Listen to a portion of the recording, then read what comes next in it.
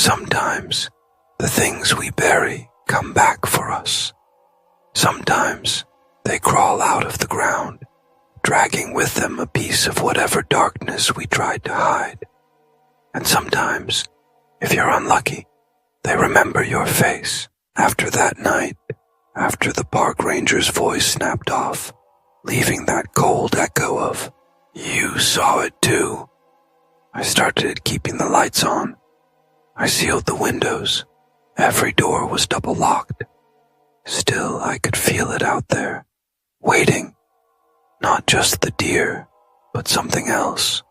A hunger, patient and old, moving in the woods beyond my fence line. I tried to keep busy, worked late, cleaned the house twice over, anything to drown out the silence. But every so often I'd hear that dragging sound, or the whine of static from the baby monitor I never unplugged, even though I don't have a baby. Sometimes, in the corners of my vision, I'd see legs, too many, or maybe just the wrong shape, sliding behind furniture, slipping through shadows. It wasn't just outside anymore. It was in the walls, in the pipes, in the seams of my dreams. The next day I drove back to the cabin. Daylight made the woods look almost normal. The trees were tall and thin, ribs against the sky, leaves whispering secrets I couldn't catch. I'd convinced myself there would be nothing there, that my mind was playing tricks on me, that I'd just see dirt, maybe some animal tracks, and that would be the end of it. But at the spot where I'd buried the deer, twice, the ground was churned. Deep grooves, like something had clawed its way out. The tarp was shredded, the stones scattered like toys. There was a smell too, sweet rot, the scent of something that didn't belong in daylight. I backed away, heart pounding, swearing I'd never come back. But as I turned, I saw something nailed to a tree. It was a piece of my license plate, bent and rusted. Below it, a strip of fur, matted with blood. I didn't stay to see what else was there. That night, I tried to call my dad. The line was static, then silence, then a voice, my own, whispering words I didn't remember saying. "Don't dig, don't dig, don't dig." Over and over until the line went dead. I stopped sleeping.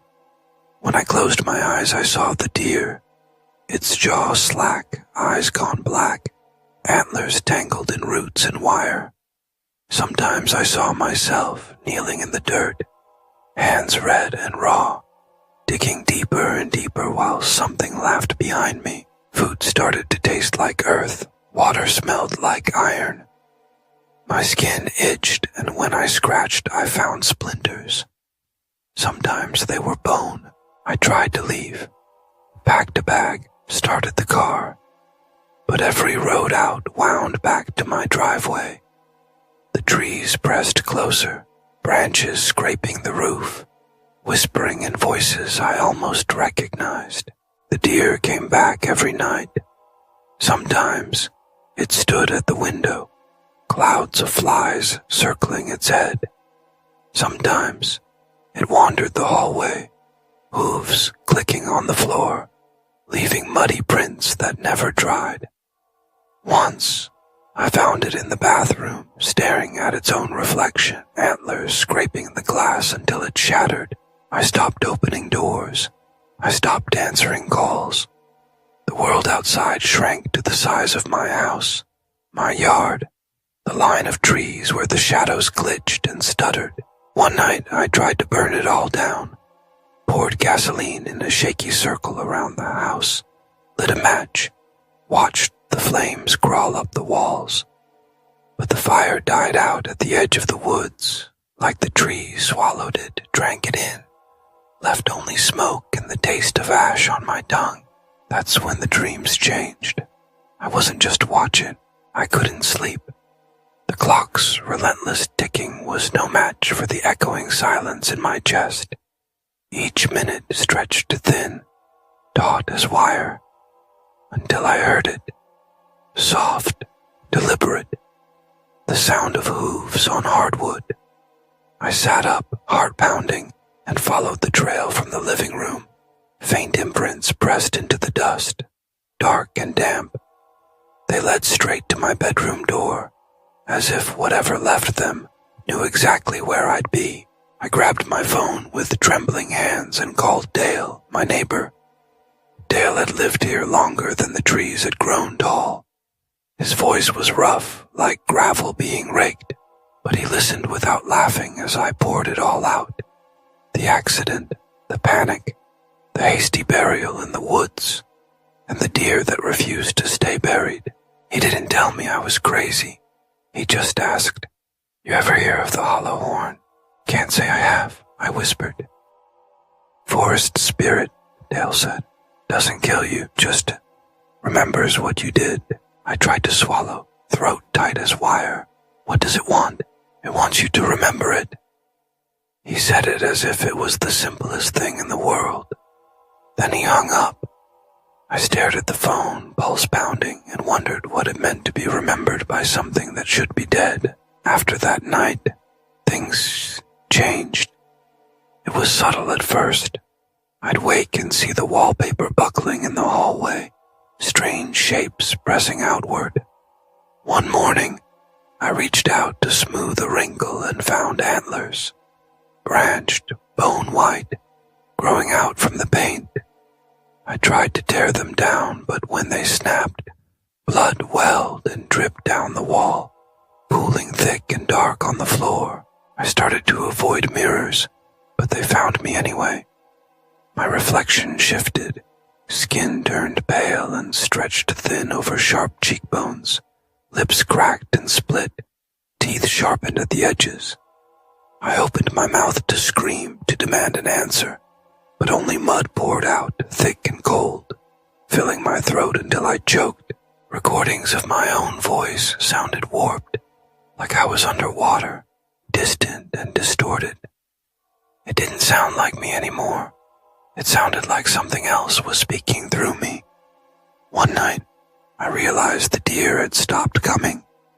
For a moment, I thought maybe it was over. But that's when things got worse. I woke at 3:12 a.m., heart racing. I always left the hallway light on, a small comfort, a weak shield. But tonight, every bulb was dark. The house felt cavernous, each room swallowed by shadows.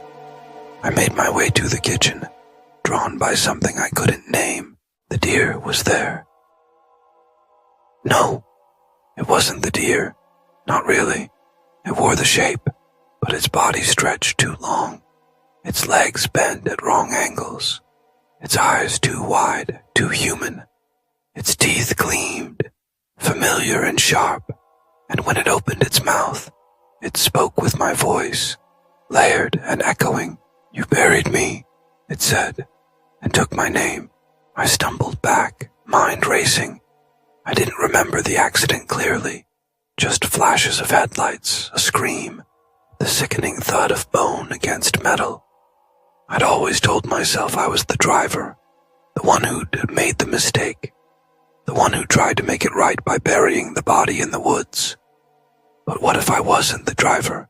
What if I was the thing crawling across the road? The thought twisted inside me, cold and sharp. I had to know. I drove out to the burial site, hands shaking. I dug with my bare hand, dirt tearing at my skin, nails broken and bleeding. I kept going, desperate, until my fingers hit something solid.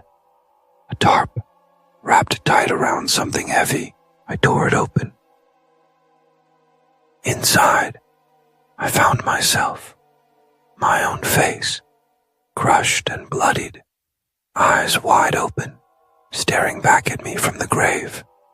I gasped, stumbling away, but the truth clung to me. I wasn't the man who hit the deer. I was the deer that got hit.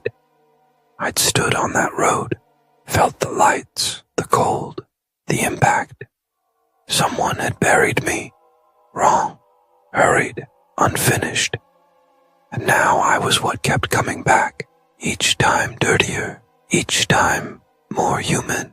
I stared at my own ruined face, the memory of pain blooming fresh, and realized the truth was worse than any ghost story. I had become something that the forest wouldn't let rest. I was the thing haunting the woods, trailing mud and blood and memory through an empty house. You ever wonder what happens when the forest decides you're not done yet?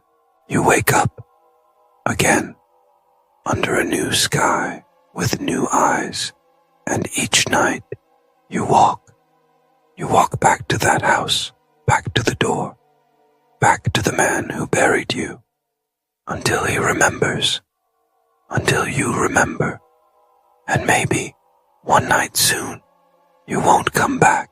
So, if you ever find yourself alone in the woods, and you hear something moving just beyond the trees, remember this: the forest remembers, and sometimes it wants you to remember too.